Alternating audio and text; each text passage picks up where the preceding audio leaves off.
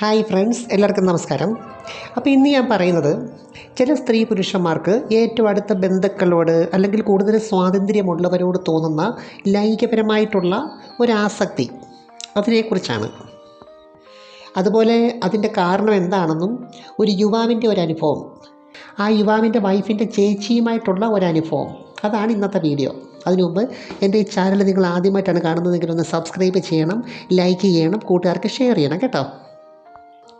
അപ്പോൾ ഇതിനകത്ത് സ്ത്രീകളുമുണ്ട് പുരുഷന്മാരുമുണ്ട്. എന്തുകൊണ്ടാണ് ചില ആൾക്കാർക്ക് ഇങ്ങനെയുള്ളവരോട് കൂടുതൽ താല്പര്യം തോന്നുന്നത്? ഇതിനകത്ത് തന്നെ കോൺസെൻട്രേറ്റ് ചെയ്ത് അതിനകത്ത് തന്നെ ഇങ്ങനെ ചുറ്റിപ്പറ്റി നിൽക്കുന്നത് എന്ന് വെച്ചാൽ അങ്ങനെയുള്ളവരെ വളയ്ക്കാനുള്ള ഒരു ശ്രമം നടത്തുന്നു, അതിനോടൊരു അറ്റാച്ച്മെൻറ്റ് ഉണ്ടാക്കുന്നു. ഞാൻ നേരത്തെ ഒരു വീഡിയോ ചെയ്തിട്ടുണ്ട്, സ്ട്രേഞ്ചേഴ്സിനോട് ഇഷ്ടം തോന്നുന്ന സ്ത്രീ പുരുഷന്മാർ. അവർക്ക് അപരിചിതരോടാണ് കാമാസക്തി തോന്നുന്നത്. എന്ന് വെച്ചാൽ അവരെ ഒട്ടും അറിയാൻ വയ്യാത്തവർ, അവർക്കറിയാൻ വയ്യാത്തവർ, അങ്ങനെയുള്ളവരോട്. അപ്പോൾ അതിൻ്റെ നേരെ ഓപ്പോസിറ്റാണ് ഇവിടെ. അതിനകത്ത് ഞാനൊരു സ്ത്രീയുടെ അനുഭവം പറയുന്നുണ്ട്, എന്തുകൊണ്ട് അവർക്ക് സ്ട്രേഞ്ചേഴ്സിനോട് മാത്രം ഇങ്ങനൊരു ആസക്തി തോന്നാൻ കാരണം.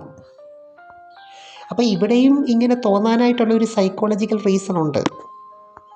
അപ്പോൾ ഇതിനകത്തുള്ള ഏറ്റവും പ്രധാനപ്പെട്ട സൈക്കോളജിക്കൽ റീസൺ എന്താണെന്ന് വെച്ചാൽ, അവർക്കൊരു സുരക്ഷിതത്വ ബോധം ഫീൽ ചെയ്യുന്നു, ഒരു പ്രത്യേക സെക്യൂരിറ്റി.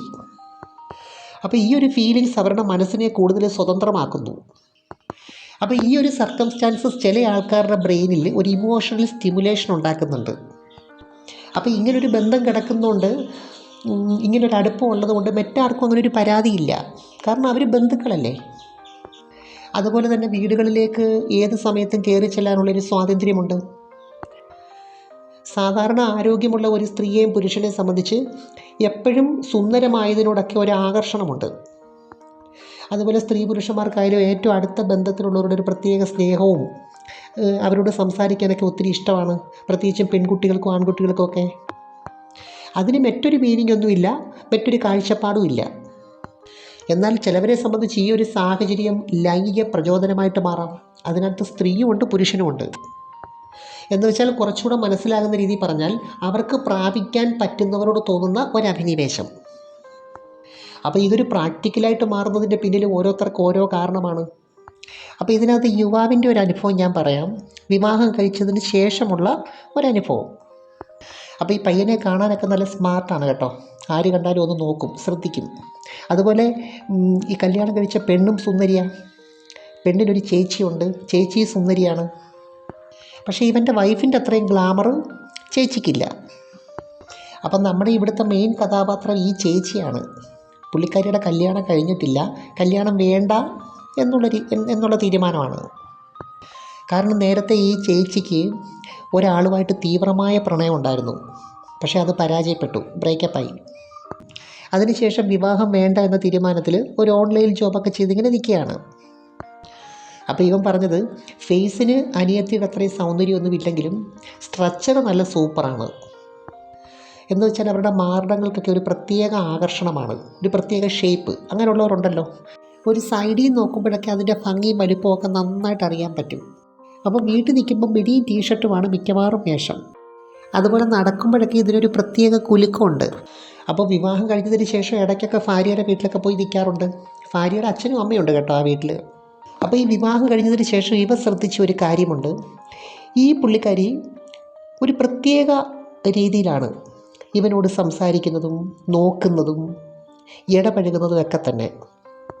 എന്നാൽ മറ്റുള്ളവരുടെ മുമ്പിൽ വെച്ചൊക്കെ വളരെ സ്വാഭാവികമായിട്ട് സാധാരണ അനിയത്തിയുടെ ഭർത്താവിനോട് സംസാരിക്കുന്ന പോലെ തന്നെ സംസാരിക്കും. പക്ഷേ ഈ ആരുമില്ലാത്ത അല്ലെങ്കിൽ ആരും കാണാത്ത ചില ഇടവേളകൾ വരുമല്ലോ, ഈ സമയത്തൊക്കെ ഒരു പ്രത്യേക രീതിയിലുള്ള ഒരു നോട്ടം, ചില ഡയലോഗുകൾ, അതുപോലെ ഇവർ തമ്മിൽ ഒറ്റയ്ക്ക് വരുന്ന സമയത്തൊക്കെ എടുത്തിടുന്ന ഒരു സബ്ജക്റ്റ് ഉണ്ടല്ലോ, അതിനൊക്കെ ഒരു വ്യത്യാസമുണ്ട്. അതുപോലെ ഡേ ആഫ്റ്റർ ഡേ ഇവർ ഫോൺ ചെയ്യും, ഇടയ്ക്കൊക്കെ ഫോൺ ചെയ്യും. അതുപോലെ മെസ്സേജ് അയക്കും, മെസ്സേജ് അയച്ചിട്ട് ഡിലീറ്റ് ചെയ്യണമെന്ന് പറയും. അപ്പോൾ അവൻ ആദ്യം വിചാരിച്ചത് ഇതൊരു സ്വാഭാവികമായിട്ടും അവരുടെ പെരുമാറ്റം അങ്ങനെ ആയിരിക്കും എന്നുള്ള രീതിയാണ്. പക്ഷേ നാളുകൾ കഴിയും തോറും ഇതിൻ്റെ തീവ്രത കൂടിക്കൂടി വരുന്നു. ഇടയ്ക്കൊക്കെ ഇവന് പ്രസൻറ്റ് വാങ്ങിച്ചു കൊടുക്കും, എന്നിട്ട് പറയുന്നത് ആരും അറിയരുത് എന്നുള്ള രീതിയിലൊക്കെ പറയാൻ തുടങ്ങി. എന്നാൽ ഇങ്ങനെയുള്ള ഒരു കാര്യവും അവൻ വൈഫുമായിട്ട് ഷെയർ ചെയ്തിട്ടില്ല. അപ്പോൾ അതിനെ സംബന്ധിച്ച് അതിനകത്തൊക്കെ അവന് വളരെ കോൺഷ്യസ് ആണ്.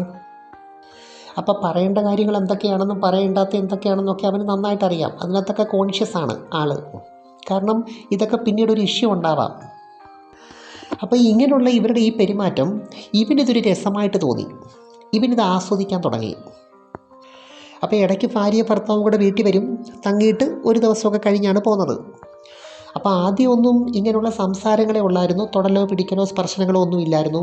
പക്ഷേ പിന്നെ ഇവൻ അടുത്തൂടെ പോകുമ്പോൾ ഇവൾ പിച്ചുന്നു, അതുപോലെ തന്നെ ചെറുതായിട്ട് അടിക്കുന്നു. അതുപോലെ തന്നെ ഇങ്ങനെ പാസ് ചെയ്ത് പോകുമ്പോൾ ആരുമില്ലെങ്കിൽ, ചുറ്റിനും ഒന്നും ആരുമില്ലെങ്കിൽ ദേഹത്തൂടൊക്കെ ഇങ്ങനെ ഒരഞ്ഞു പോകുന്നു. അതുപോലെ ആരും കാണുന്നില്ലെങ്കിൽ അടുത്ത് വന്നിരുന്നിട്ട് കൈയൊക്കെ എടുത്ത് വെച്ച് ഇങ്ങനെ പിടിക്കും സംസാരിക്കുന്നതിനിടയ്ക്ക്. അപ്പോൾ ഇതൊക്കെ ഒരു 10-12 സെക്കൻഡേ ഉള്ളൂ. വന്നിരുന്നു, എഴുന്നേറ്റ് പോയി. പക്ഷേ അവൻ്റെ ഇതിനോടുള്ള പ്രതികരണം ഒരു സാധാരണ രീതിയിലാണ്. എന്ന് വെച്ചാൽ അവനൊന്നും അറിഞ്ഞില്ല എന്ന ലക്ഷണത്തിൽ, ഒന്നും അറിയത്തില്ലെന്ന ലക്ഷണത്തിൽ ബഹുമാനത്തോടൊക്കെയാണ് സംസാരിക്കുന്നത്. അപ്പോൾ ചുരുക്കി പറഞ്ഞ ആരും കാണാത്ത സാഹചര്യത്തിൽ ഇവിടെ ഇവനോടൊരു കാമുകനെ പോലെയാണ് പെരുമാറുന്നത്. പക്ഷേ മറ്റാരെങ്കിലുമൊക്കെ ഉണ്ടെങ്കിൽ ഒരു ചേച്ചിയെ പോലെയും.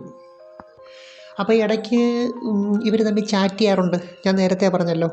അപ്പോൾ ഒരു ദിവസം ഇവൾ ചോദിച്ചു, എന്നോടുള്ള ആറ്റിറ്റ്യൂഡ് എന്താണ്, ഏത് രീതിയിലാണ് എന്നെ കാണുന്നത്, അങ്ങനെയൊക്കെയുള്ള കാര്യങ്ങൾ. അപ്പോൾ ഇവൻ പറഞ്ഞു, ഒരു വൈഫിൻ്റെ സഹോദരി എന്ന നിലയിലാണ് കാണുന്നത്, അല്ലാതെ മറ്റൊരു രീതിയിലും അവന് തോന്നുന്നില്ല. അങ്ങനെയൊക്കെയുള്ള കാര്യങ്ങൾ അവൻ പറഞ്ഞു. പക്ഷേ ഇവർ പറയുന്നത് ആദ്യ കാഴ്ചയിൽ തന്നെ വല്ലാത്ത ഒരു ഇഷ്ടം തോന്നി, കഴിഞ്ഞ ജന്മത്തിൽ നമ്മൾ ഒന്നായിരുന്നു, അതുപോലെ ഞാൻ എൻ്റെ ജീവിതത്തിൽ ഏറ്റവും കൂടുതൽ സ്നേഹിക്കുന്നത് നിന്നെയാണ്. അപ്പോൾ ഇതിൻ്റെ കൂട്ടത്തിൽ ഇവർ പറയുന്നൊരു കാര്യം എന്താണെന്ന് വെച്ചാൽ, എൻ്റെ അനിയത്തിയെ മാത്രം നീ സ്നേഹിച്ചാൽ മതി, നീ എന്നെ സ്നേഹിക്കണമെന്നൊന്നുമില്ല, പക്ഷേ ഞാൻ നിന്നെ സ്നേഹിക്കും. അപ്പോൾ ഇവർക്കും ഈ അനിയത്തിയോടും സഹോദരിയോടും നല്ല സ്നേഹമുണ്ട്. അതുകൊണ്ട് തന്നെ അവർക്കൊരു ദോഷം വരാത്ത രീതിയിലാണ് ഇവരിതിനെ കൈകാര്യം ചെയ്യുന്നത്. അപ്പോൾ ഇവരുടെ ആവശ്യം എന്താണെന്ന് വെച്ചാൽ, ഒരു ദിവസം പൂർണ്ണമായിട്ടും നീ എൻ്റേതാകണം എന്ന് വെച്ചാൽ എല്ലാ രീതിയിലും, ശരീരം കൊണ്ടും മനസ്സുകൊണ്ടും എല്ലാ രീതിയിലും എൻ്റേതാകണം. പക്ഷേ അത് ഒറ്റ ദിവസം മാത്രം മതി. അപ്പോൾ ഇങ്ങനെയുള്ള ഡയലോഗുകളും ചാറ്റിങ്ങും ഒക്കെ വരുമ്പോൾ ഇവൻ ആകെപ്പാടൊരു കൺഫ്യൂഷനായി. ഇതെന്താ ഇങ്ങനെ? അപ്പോൾ എല്ലാ ദിവസവും ഈ ചാറ്റിങ്ങൊക്കെ അങ്ങ് ഡിലീറ്റ് ചെയ്യാൻ ഇവന് ശ്രദ്ധിക്കുന്നുണ്ട്. അപ്പോൾ ഇതിനിടയ്ക്ക് ഈ വൈഫിൻ്റെ അച്ഛനെ ഒരു മൈനർ ഓപ്പറേഷന് വേണ്ടിയിട്ട് ഹോസ്പിറ്റലിൽ അഡ്മിറ്റ് ചെയ്തു. അപ്പോൾ ഇവരുടെ അമ്മയും സ്ഥിരമായിട്ട് അങ്ങ് ഹോസ്പിറ്റലിലാണ്. അപ്പോൾ ഇടയ്ക്കൊക്കെ ഇങ്ങനെ പോയി വന്നുമൊക്കെ എല്ലാവരും നിൽക്കും. അങ്ങനെ ഈ ഹോസ്പിറ്റലിലേക്ക് പോകുന്ന വഴിക്ക് എന്തോ ഒരു കാര്യം എടുക്കാനായിട്ട് ഇവൻ ഇവിടെ വന്നു. അപ്പം വന്നപ്പം നമ്മുടെ ഈ നായിക ഒറ്റയ്ക്കേ ഉള്ളൂ വീട്ടിൽ. പക്ഷേ ഇതുവരെ അങ്ങനെ ഒരു സാഹചര്യം ഉണ്ടായിരുന്നില്ല കേട്ടോ. ഇവരൊറ്റയ്ക്ക് രണ്ടുപേരും മാത്രം ഒരു വീട്ടിലാകുന്ന സാഹചര്യം ആദ്യമായിട്ടാണ്. അപ്പോൾ ഇവൻ വരുമെന്നൊരു പ്രതീക്ഷ ഇവർക്കില്ലായിരുന്നു. അപ്പോൾ ഇവനെ കണ്ടപ്പോഴത്തേക്ക് ഇവരങ്ങ് എക്സൈറ്റഡായി.